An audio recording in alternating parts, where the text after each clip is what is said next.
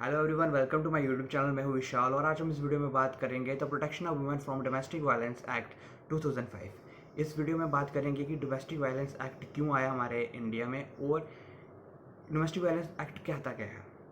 पहले तो हमारे सोसाइटी में बात करते हैं कि वुमेन के खिलाफ बड़े ज़्यादा जुर्म हो रहे थे और उनकी सुनवाई के लिए कोई भी नहीं होता था, मतलब उनके लिए कोई लॉ नहीं बना था। इसलिए डोमेस्टिक वायलेंस एक्ट बनाया गया कि जब भी कोई वुमेन पे कोई अपराध किया जाएगा, उनके खिलाफ कोई अपराध किया जाएगा, तो उनको इस एक्ट के अकॉर्डिंग सज़ा मिलेगी। तो ये पहले बात करते हैं कि the protection of women from domestic violence act 2005 5 chapters में डिवाइड है। फर्स्ट चैप्टर इसका बात करता है कि कमिंसमेंट कहाँ पे कब हुई, कमिंसमेंट कब हुई, शॉर्ट टाइटल और कहाँ कहाँ पे तक एक्सटेंड है उसका। सेकंड चैप्टर बात करता है कि डोमेस्टिक वायलेंस क्या है। थर्ड चैप्टर बात करता है कि उसके पावर्स और फंक्शंस क्या हैं सर्विस प्रोवाइडर्स के और प्रोटेक्शन ऑफिसर के। फोर्थ चैप्टर बात करता है कि कैसे हम रिलीफ मतलब कि कैसे रिलीफ मिलेगा जो अग्रीव्ड वुमेन होगी जिसके खिलाफ डोमेस्टिक वायलेंस हुआ। फिफ्थ चैप्टर मिसलेनियस सेक्शन की बारे में बात करता है। तो मेन फोकस अब आते हैं कि ये एक्ट कहता क्या है। ये डोमेस्टिक वायलेंस एक्ट 2005 का है। ये कहता क्या है। आपको ये स्टडी करने से पहले एक बात बता दूं कि आपको ये वीडियोस देखने से पहले एक्ट को सामने खोल के रखना है। अगर आप एक्ट को सामने खोल के रखोगे तो ही एक्ट को आपको समझ पाओगे, वरना मुश्किल है एक्ट को समझना। मैं बोलूँगा आप समझोगे बहुत मुश्किल है, इसलिए आपको एक्ट को अपने सामने खोलना बड़ा ज़रूरी है। तो एक्ट खोल लीजिए। तो फर्स्ट सेक्शन की बात नहीं करेंगे, इसमें सिर्फ ये बताता है कि एक्ट को क्या कहा गया। एक्ट को कहा गया कि the protection of women from domestic violence act 2005, और ये पूरे इंडिया में मतलब कि इसका एक्सटेंड है सब the state of Jammu and Kashmir, जो कि अब यूटी बन चुकी है। और इसका कुछ सेक्शन 2 में कुछ डेफिनेशंस हैं। तो मेन सेक्शन इसकी स्टार्ट होती है डोमेस्टिक वायलेंस की सेक्शन 3 से। सेक्शन 3 क्या कहता है हमारे एक्ट का, जो कि मेन सेक्शन डोमेस्टिक वायलेंस कि डोमेस्टिक वायलेंस है क्या। आपको एग्जाम में आएगा व्हाट इज डोमेस्टिक वायलेंस और फर्दर क्वेश्चन आएगा, तो स्टार्ट आपने डोमेस्टिक वायलेंस से करना है कि डोमेस्टिक वायलेंस है क्या। तो बात करते हैं कि डोमेस्टिक वायलेंस है क्या है। उसने कहा कि for the purpose of this act, मैं पहले इंग्लिश में पढ़ूंगा और उसको हिंदी में समझाऊंगा, ठीक है। For the purpose of this act any act, mission और कमीशन और conduct of the respondent shall constitute domestic violence in case it. ये बात करता है कि कौन सा कंडक्ट, कौन बोलता है कि एनी कमीशन और कंडक्ट, कौन कौन से कमीशन, कौन कौन सा कंडक्ट होगा रिस्पोंडेंट का, वो डोमेस्टिक वायलेंस गिना जाएगा। वो बोलता है पहला ए, हार्म्स और इंजर्स और endangers the health, safety, limbs और wellbeing whether physical mental of aggrieved person. कहा गया है कि अगर रिस्पोंडेंट मतलब कि एक हस्बैंड को कहा गया है, पति को कहा गया है, अगर वो अपनी पत्नी को हार्म करता है, इंजर्स करता है, उसके लिम्स को मतलब कि बॉडी को इंजरी करता है, या तो उसकी लाइफ को, सेफ्टी को मतलब कि थ्रेटन करता है, तो वो आएगा फिजिकल या मेंटल, कोई भी उसकी मतलब कि मेंटली फिजिकली उसको हार्म करने की कोशिश करता है या मेंटली सेक्सुअली अब्यूज़ करता है, तो वो आएगा डोमेस्टिक वायलेंस में। सेकंड बी पर बात करता है हैरासेस, हार्म्स, इंजर्स और endangers the aggrieved person. Second B में कहता है कि उसको अगर हरास करता है विद द व्यू, मतलब कि किसी को, अगर कोई पति किसी को हरासमेंट करता है या उसको इंजरी प्रोवाइड करता है, ये डिमांड में कि अपने मतलब कि तूने मतलब कि डॉवरी कम लाई है, डॉवरी ज़्यादा ला, या डॉवरी नहीं दी है तो डॉवरी तो इसलिए करता है, तो ये डोमेस्टिक वायलेंस में आता है। सी पार्ट में कहा कहता है कि has the effect of threatening the aggrieved person और any person related to her, या वो उसको थ्रेटन करता है कि अगर तू ऐसे नहीं करेगी तो वैसे कर दूंगा, या उसके रिलेटिव को बोलते हैं कि डॉवरी दो, या उनको थ्रेटन करते हैं, तो ये भी डोमेस्टिक वायलेंस में आता है। फोर्थ कहता है कि इंजर करता है, हार्म करता है, अगर वो मेंटली भी उसको टॉर्चर करता है या फिजिकली टॉर्चर करता है, तो भी डोमेस्टिक वायलेंस में आते हैं। तो ये सेक्शन 3 थी, उसको बिल्कुल इजी तरीके से समझो कि अगर कोई हस्बैंड अपनी बीवी को तंग करता है, मेंटली फिजिकली मारता है, टॉर्चर करता है, तो उसको हम डोमेस्टिक वायलेंस कहते हैं।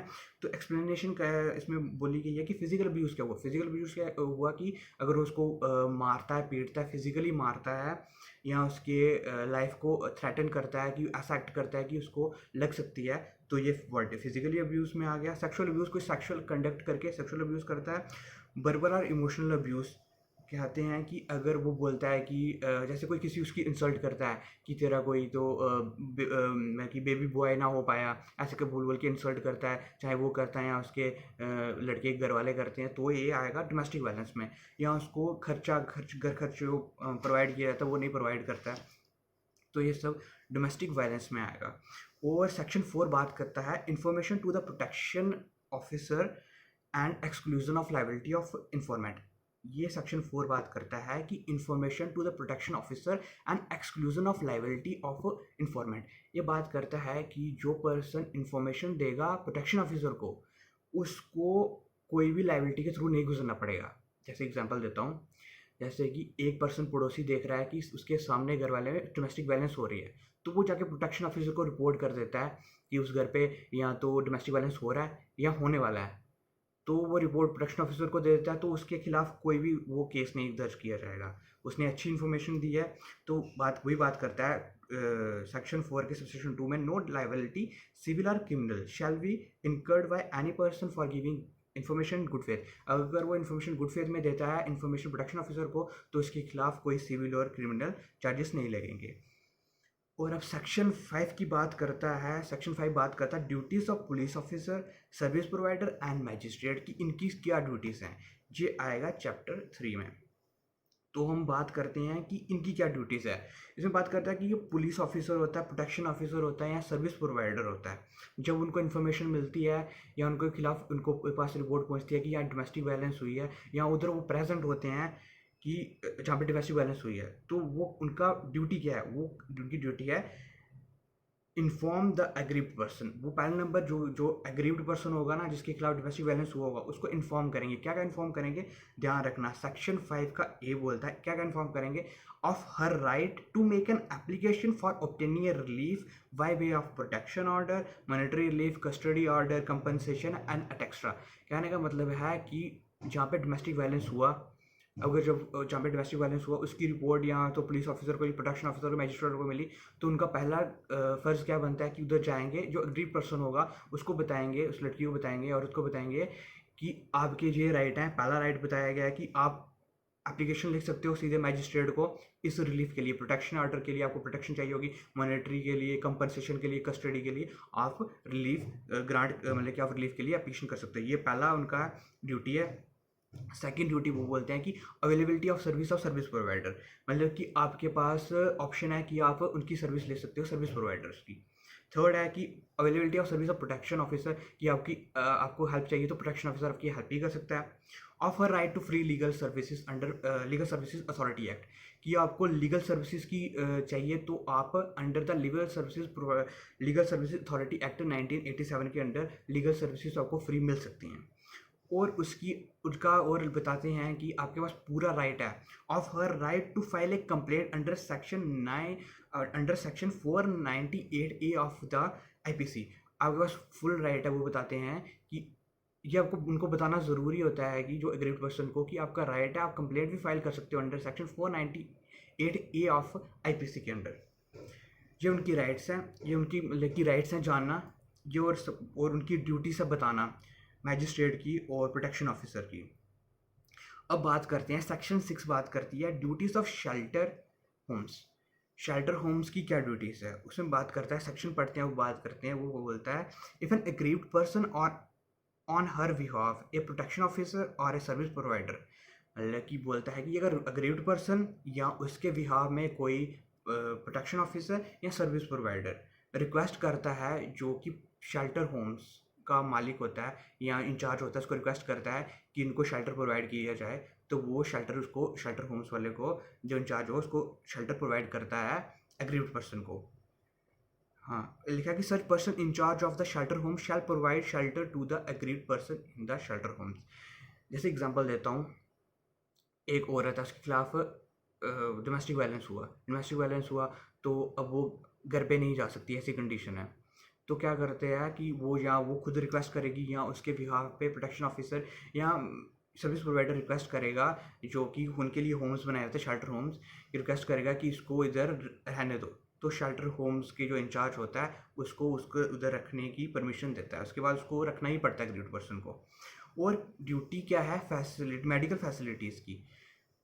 ये जैसे कि सेम वैसे ही कि अग्रीव्ड पर्सन को खिलाफ जब अग्रीव्ड पर्सन होता है या वो खुद रिक्वेस्ट करता है या थ्रू प्रोटेक्शन ऑफिसर या सर्विस प्रोवाइडर के थ्रू रिक्वेस्ट करता है, मेडिकल फैसिलिटी इंचार्ज होता है, ये मेडिकल फैसिलिटी का इंचार्ज होता है, उसको रिक्वेस्ट करता है कि मेरे को बॉडली इंजरी हुई है या इसको बॉडली इंजरी हुई है उनके बिहाफ पे, तो इसको मेडिकल फैसिलिटी प्रोवाइड की जाए, तो उसको free of cost medical facility provide की जाती है। तो ये है duty of medical facilities under section 7। Section 8 बात करता है अपॉइंटमेंट ऑफ प्रोटेक्शन ऑफिसर, कि प्रोटेक्शन ऑफिसर को अपॉइंट कौन करेगा। सेक्शन 8 बात करता है, उसने कहा है कि सेक्शन 8 बात करता है कि state government shell notify by notification official gazette, मतलब कि जो स्टेट गवर्नमेंट है ना, नोटिफिकेशन से अपॉइंट करेगा प्रोटेक्शन ऑफिसर, और जितने मर्जी प्रोटेक्शन ऑफिसर अपॉइंट कर सकता है, किसी की जितनी, मतलब कि समझो कि एक डिस्ट्रिक्ट में जितना मन करा 5-10 जितने मर्जी प्रोटेक्शन ऑफिसर अपॉइंट कर सकता है, जितनी उसको लगता है कि ज़रूरत है, और वो उनकी पावर और फंक्शंस भी डिफाइन करेगा कि वो उनको अपॉइंट करेगा उस डिस्ट्रिक्ट के लिए। जैसे कि एक डिस्ट्रिक्ट के लिए, जम्मू डिस्ट्रिक्ट के लिए कुछ 5-10 उनको प्रोटेक्शन ऑफिसर को अपॉइंट कर लिया, उनके पावर्स और फंक्शंस भी वही बताएगा, स्टेट ही बताएगा, और उनको उसी यूरिस्डिक्शन में उसको एक्सरसाइज भी करना है प्रोटेक्शन ऑफिसर को। और बताता है कि जो प्रोटेक्शन सेकेंड पॉइंट इसका सेक्शन 8 का सब सेक्शन 2 बात करता है कि the protection officer shall as far as possible be women, बोलता है कि जितना भी पॉसिबल हो सके ना, तो प्रोटेक्शन ऑफिसर वुमेन ही होती है, और इसकी पास उतनी क्वालिफिकेशन भी होनी चाहिए और उतना एक्सपीरियंस भी होना चाहिए। और सेक्शन 9 बात करता है कि ड्यूटीज़ क्या हैं, फंक्शंस क्या हैं प्रोटेक्शन ऑफिसर के। जैसे हमने सेक्शन 8 में बताया कि स्टेट गवर्नमेंट उसको बताती है कि ये तेरे फंक्शन है और ये तेरे ड्यूटीज़ हैं, पर उसके फंक्शन और ड्यूटीज़ सेक्शन 9 में बात की हैं कि उसकी फंक्शन और ड्यूटीज़ क्या हैं। उसमें बात करिए, it shall be the duty of the protection officer, उसकी पहली ड्यूटी है कि assist the magistrate in the discharge of his function under this act, वो हेल्प करेगा मैजिस्ट्रेट का, मतलब मैजिस्ट्रेट की हेल्प करेगा उनके उसको फंक्शन अपने फंक्शन परफॉर्म करने में। To make an domestic incident report to the magistrate in such a form and in such a manner as may be prescribed upon receipt of the complaint of domestic violence and forward copies to the room। इसमें बताया गया है कि पहला उसका मतलब कि function और ड्यूटीज फंक्शन क्या है कि वो हेल्प करेगा मैजिस्ट्रेट को केस सॉर्ट आउट करने का, जो डोमेस्टिक वायलेंस केस होगा। सेकंड उसकी फंक्शन है कि कोई भी डोमेस्टिक वायलेंस का केस आता है, इस सोसाइटी में केस होता है, तो वो रिपोर्ट बना के मैजिस्ट्रेट को बताएगा कि ये डोमेस्टिक वायलेंस का केस हुआ है इस जगह पे, और वो सेम उस रिपोर्ट की कॉपी पुलिस स्टेशन में भी देगा, उसका कंसर्न पुलिस स्टेशन में भी कॉपी देगा, उसकी सबमिट कर देगा, और सर्विस प्रोवाइडर को भी उसकी कॉपी दे देगा। ये इसका सेकंड फंक्शन है। थर्ड कहता है कि to make an application in such a form in such a manner as may be prescribe to the magistrate if, अगर कोई एग्रीव पर्सन चाहता है कि वो एप्लीकेशन फाइल करना चाहता है मैजिस्ट्रेट को कि हमें रिलीफ चाहिए, तो वो एप्लीकेशन भी उसके थ्रू प्रोटेक्शन ऑफिसर के थ्रू ही फाइल करेगा, और उसी मैनर पे जिस मैनर पे और उसी फॉर्म में मतलब कि एप्लीकेशन राइट करेगा प्रोटेक्शन ऑफिसर, जैसे कि उसको प्रिस्क्राइब किया गया हो। ये फंक्शन तीसरा है उसका। चौथा फंक्शन है कि to ensure that the aggrieved person is provided with legal aid, मतलब कि वो इंश्योर करेगा कि जो अग्रीड पर्सन है उसको लीगल एड प्रोवाइड करी गई है under the legal aid authority act 1987 कि उसको लीगल एड प्रोवाइड की है, और उसका मेडिकल एग्जामिन करवाएगा उसको। ये उसका फोर्थ फंक्शन है कि उसको ज़्यादा लगी तो नहीं है, अगर लगी है तो कितनी लगी है, और उसकी मेडिकल रिपोर्ट सबमिट करेगा मैजिस्ट्रेट को और आल्सो जो police station concern police station को। और इसके ये फंक्शन है, और वो सारे फंक्शन परफॉर्म करेगा जो कि उसको मैजिस्ट्रेट बोलेगा। और सेकंड पॉइंट कहता है सेक्शन 9 का, सेक्शन 2 कहता है कि the protection officer shall be under the control and the supervision of magistrate, वो उसके अंडर काम करेगा और सारे फंक्शन परफॉर्म करेगा, ड्यूटी परफॉर्म करेगा जो कि वो बोलेगा मैजिस्ट्रेट, और स्टेट गवर्नमेंट उस पर इम्पोज करेगी। अब हमने सेक्शन 9 तक कर लिया है, और हम सेक्शन 10 की बात करते हैं, सर्विस प्रोवाइडर। जैसे हमने प्रोटेक्शन ऑफिसर की बात कर ली कि वो प्रोटेक्शन ऑफिसर स्टेट अपॉइंट करेगी, तो अब सर्विस प्रोवाइडर कौन होते हैं ये बात करते हैं। उसने कहा है कि कोई भी वॉलंटरी एसोसिएशन, लैंग्वेज पढ़ते हैं इसकी, एक्ट की लैंग्वेज पढ़ते हैं, वो बोलता है any voluntary association registered under societies registration act 1860 और companies registered under companies act 1956 और any other law time being in force with the objective to protect the right and interest of women by any law means including providing of legal aid, medical financial or other assistance shall register itself with the state government as a service provider for the purpose of this act. Simple language में बोले तो कोई भी association जो कि registered है under societies registration act 1860 में, या कोई भी कंपनी जो कंपनीज एक्ट के अंदर रजिस्टर्ड है, या कोई भी लॉ, वो ऑब्जेक्टिव है उनका प्रोटेक्ट करना वीमेन को, उसके राइट्स को, तो वो उसको मतलब कि हेल्प करना चाहते हैं वुमेन की, तो वो रजिस्टर कर सकते हैं as a service provider under the state government. तो वो रजिस्टर करवा सकते हैं कि हम वुमेन की हेल्प कर सकते हैं, तो हमें सर्विस प्रोवाइडर बना दिया जाए। सेक्शन 10 का सबसेक्शन 2 बात करता है पावर्स क्या हैं सर्विस प्रोवाइडर की। वो बात करता है the service provider register under the subsection 1 shall have the power. जो कि सर्विस प्रोवाइडर है उसके पास पावर कौन कौन सी है? उसके पास पावर है to record the domestic incident report in the prescribed form if an aggrieved person so desire and forward the copy to the magistrate and protection officer. वो मतलब कि रिकॉर्ड करेगा कोई भी, सेम जैसे कि अगर कोई डोमेस्टिक वायलेंस का केस हुआ होगा तो वो रिकॉर्ड करेगा उस पर, और वो सेम कॉपी फॉरवर्ड कर देगा उसकी रिकॉर्ड करके मैजिस्ट्रेट को, और पुलिस ऑफिसर जो कि इंचार्ज होगा उस मतलब कि उस एरिया का। तो ये फर्स्ट पावर है। सेकंड है to get the aggrieved person medical examined. Same जैसे कि अगर उसको एग्रीड पर्सन को लगी होगी या कुछ भी हुआ होगा तो उसका मेडिकल एग्जामिनेशन करवाएगा, और सेम वो रिपोर्ट दे देगा, same as a protection officer की तरह रिपोर्ट दे देगा पुलिस ऑफिसर को। थर्ड है कि वो इंश्योर करेगा कि मेडिकल उसको लीगल एड प्रोवाइड हुई है। फोर्थ है कि वो इंश्योर करेगा कि उसको शेल्टर होम्स प्रोवाइड हुए हैं नहीं हुए हैं, और उनके खिलाफ कोई भी सूट फाइल नहीं किया जाएगा। जैसे बात करता है लैंग्वेज पढ़ते हैं, वो बोलता है कि नो सूट प्रोसिक्यूशन और other legal proceeding shall be lie against the service provider और any member of the service provider who is deemed to be acting और purporting to act under this act. मतलब कि कोई भी service provider होगा ना, उसके खिलाफ कोई भी सूट या प्रोसिक्यूशन फाइल नहीं होगा। अब ये बात करी हमने सेक्शन 10 में सर्विस प्रोवाइडर कौन होते हैं और उसके बाद उनके फंक्शंस क्या होते हैं, और अब बात करते हैं कि ड्यूटीज़ क्या हैं गवर्नमेंट की। सेक्शन 11 बात करता है ड्यूटीज़ क्या हैं गवर्नमेंट की। बोलता है कि सेंट्रल गवर्नमेंट और स्टेट गवर्नमेंट को उनकी ड्यूटीज़ एक ही हैं। वो बात करता है कि उनको इंश्योर करना होता है जो एक्ट है, ये एक्ट है जो डोमेस्टिक वायलेंस एक्ट है, उसके जितने भी प्रोविजंस हैं वो सारे पब्लिश करवाना थ्रू किसी भी मीडिया के थ्रू, प्रिंट मीडिया के थ्रू, सोशल मीडिया के थ्रू, मतलब कि सबको अवेयर करवाना कि ये डोमेस्टिक वायलेंस के प्रोविजंस हैं और ये क्या क्या प्रोविज़न और क्या प्रोविज़न कहते हैं, और अगर मानोगे तो क्या, अगर नहीं मानोगे तो क्या इसके खिलाफ पेनल्टी हो सकती है। तो पहला यही है ड्यूटी है कि वो पब्लिसाइज करते हैं इसके प्रोविज़न। सेकंड है सेंट्रल गवर्नमेंट और स्टेट गवर्नमेंट ऑफिसर को ट्रेनिंग प्रोवाइड करी जाती है, अवेयरनेस ट्रेनिंग, जो इसके इश्यूज़ होते हैं, डोमेस्टिक वायलेंस के इश्यूज़ होते हैं अंडर दिस एक्ट, उनको ट्रेनिंग प्रोवाइड की जाती है कि जो इश्यूज़ अराइज होंगे अंडर दिस एक्ट वो उनसे डील कर सके। थर्ड है कि कोर्ट्स बनाए जाते हैं, वीमेन कोर्ट्स बनाए जाते हैं, और उनको कैसे मतलब कि उसमें कैसे प्रोसीजर होगा वो भी स्टेट गवर्नमेंट और सेंट्रल गवर्नमेंट बताती है। और effective coordination between service provider and the government, जो और इफेक्टिव कोऑर्डिनेशन बना रहे बिटवीन द स्टेट गवर्नमेंट और जो कि सर्विस प्रोवाइडर्स हैं उनके बीच में इफेक्टिव कोऑर्डिनेशन बना रहे। और ये चीज़ सेक्शन और हमने इस वीडियो में कवर कर ली है सेक्शन 3 से लेके सेक्शन 11 तक, और बाकी सेक्शन 12 के बाद सेक्शन 11 तक कर लिए। सेक्शन 12 के बाद हम नेक्स्ट वीडियो में कवर करेंगे क्योंकि ये वीडियो बहुत लंबी हो गई है और आपको समझना मुश्किल होएगा, इसलिए ये कवर कर लिए। तो एक बार फिर से शॉर्ट वे में फिर से डिस्कस कर लेता हूँ कि हमने पढ़ा क्या क्या अभी तक और क्या क्या डिस्कस किया हमने सेक्शन 3 में पढ़ा कि डोमेस्टिक वायलेंस होता क्या है।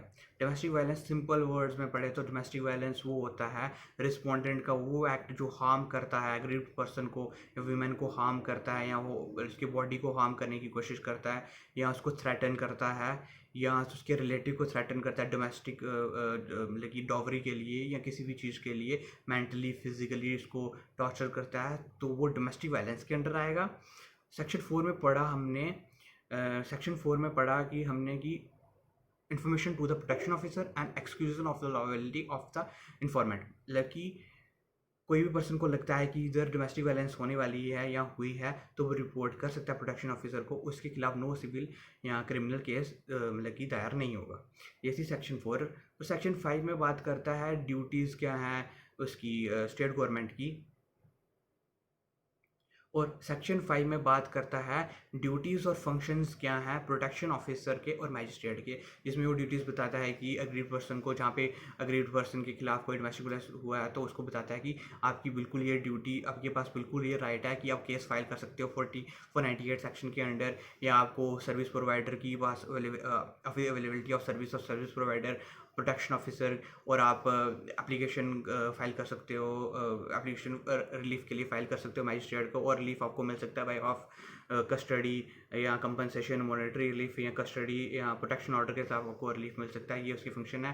और उसके बाद हमने पढ़ा सेक्शन 6 में बात करी हमने कि ड्यूटीज़ क्या हैं शेल्टर होम्स की, वो शेल्टर होम प्रोवाइड करेंगे, शेल्टर होम का इंचार्ज। और उसके बाद पढ़ा हमने सेक्शन 7 में है कि ड्यूटीज़ क्या हैं मेडिकल फैसिलिटीज़ की। सेक्शन 7 में मेडिकल फैसिलिटीज़ जो इंचार्ज होगा वो medical facility provide free of cost provide करेगा। और सेक्शन 8 में बात करा कि अपॉइंटमेंट कौन कर रहा है, प्रोटेक्शन ऑफिसर की स्टेट अपॉइंट करती है, जितने भी उनको लगता है कि मेडिकल ऑफिस में, जैसे जितने भी लगता है कि वो प्रोटेक्शन ऑफिसर अपॉइंट होने चाहिए इस एरिया में, और वो मोस्टली वुमेन ही होती है जिनके पास क्वालिफिकेशन होती है और एक्सपीरियंस भी होता है। और उसके ड्यूटीज़ फंक्शंस क्या होते हैं कि वो असिस्ट करता है मजिस्ट्रेट को और असिस्टेंस प्रोवाइड करता है एग्रीव्ड पर्सन को कि इनको प्रॉपर लीगल सर्विसेज प्रोवाइड हो, लीगल एड प्रोवाइड हो, और उनको शेल्टर होम्स प्रोवाइड हो, और उनके खिलाफ उनको जो भी हेल्प चाहिए हो तो प्रोटेक्शन ऑफिसर उनको प्रोवाइड करता है। उसके बाद हमने बात करी कि सर्विस प्रोवाइडर्स कौन से होते हैं। सर्विस प्रोवाइडर वो होते हैं जो कि कंपनीज होती हैं या फिर कोई एसोसिएशन होती है जो कि हेल्प करनी चाहती है वुमेन की, वो अपने आप को रजिस्टर कर सकती है under the state government as service provider. और उनके फंक्शंस और ड्यूटीज़ ये होती है कि उनको भी इंश्योर करना होता है कि अगर कोई भी डोमेस्टिक वायलेंस एक्ट हुआ है तो उसको मैजिस्ट्रेट को बताना है, या तो पुलिस ऑफिसर जो इंचार्ज होगा उस एरिया का, और उसको इंश्योर करना है कि उसको मेडिकल फैसिलिटीज़, उसको मेडिकल एग्जामिन पूरा हुआ है, या उसको शेल्टर प्रोवाइड हुआ नहीं हुआ है। और उनके खिलाफ ऐसा काम करते हुए कोई भी कंप्लेंट उनके खिलाफ नहीं की जा सकती, और कोई भी सूट फाइल नहीं किया सकता। उसके बाद बात करें कि ड्यूटीज़ और फंक्शंस क्या हैं। ड्यूटीज़ क्या है मतलब कि गवर्नमेंट के, स्टेट गवर्नमेंट और सेंट्रल गवर्नमेंट एक ही फंक्शन है, मतलब कि मोस्ट इंपॉर्टेंट फंक्शन है कि जो एक्ट के प्रोविजंस हैं वो पब्लिसाइज करें थ्रू एनी मीडिया, कि सबको पता लगे कि ये एक्ट का मतलब ये क्यों आया था और इसके कहने का मतलब क्या है, और इसमें क्या क्या आपको लायबिलिटी फेस करनी पड़ेगी अगर आप वुमेन के खिलाफ कोई भी वायलेंस करोगे तो। और ये भी ड्यूटी है कि वो अपने ऑफिसर को ट्रेनिंग करेंगे कि जो इस मैटर के अंदर जो भी मतलब कि जो भी डोमेस्टिक वायलेंस होगी तो उसको कैसे डील करना है, और वुमेन कोर्ट इस्टेब्लिश करेंगे और उसमें उनको वुमेन को जस्टिस प्रोवाइड करेंगे। ये हम सेक्शन 11 तक अब तक पढ़ लिया है। सेक्शन 12 नेक्स्ट वीडियो में पढ़ेंगे। अगर आपको इस वीडियो में कुछ समझ नहीं आया तो कमेंट करके बताइए, अगर समझ आया तो वीडियो को लाइक करके शेयर कर दीजिए। Till then bye bye, good night, take